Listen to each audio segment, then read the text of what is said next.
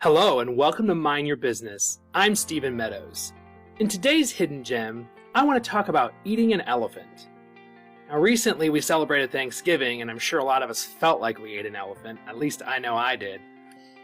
But that's not the elephant I'm talking about. I'm not talking about eating a real elephant, so don't send me a bunch of hate mail saying that I'm trying to, eat endangered animals or anything like that.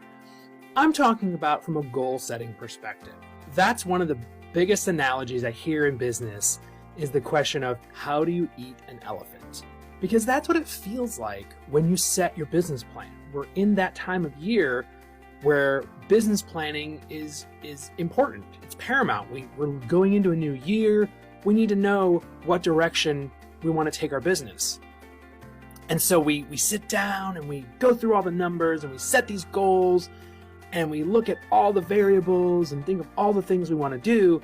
And at the end, we have this big business plan. At least we should. If you're not doing your business plan, shame on you.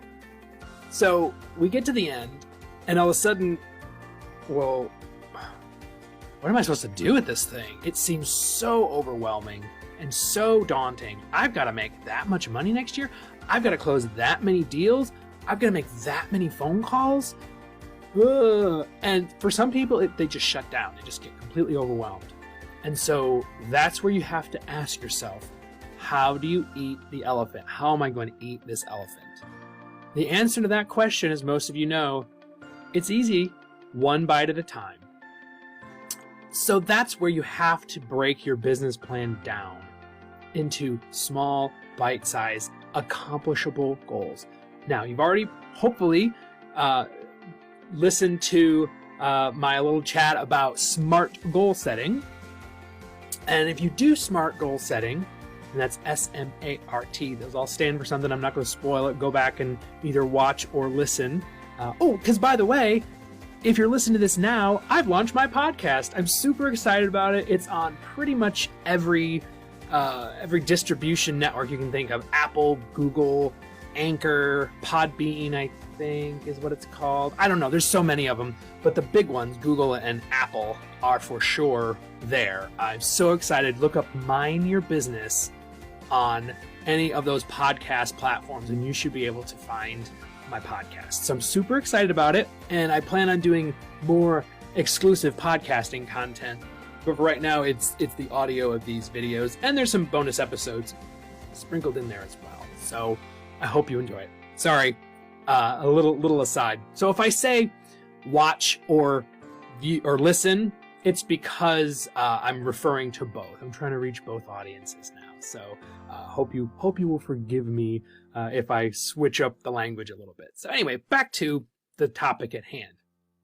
You have to break down those goals into measurable, easy to accomplish, not necessarily easy to accomplish, but easier. It's easier to make 3 phone calls a day than to make 15 phone calls a week.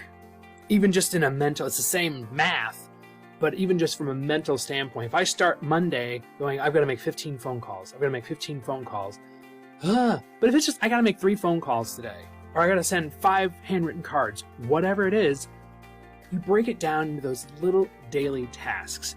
How many people do I need to meet? Now, in this day and age, it's a little harder right now with the global pandemic going on to get out there and actually meet people.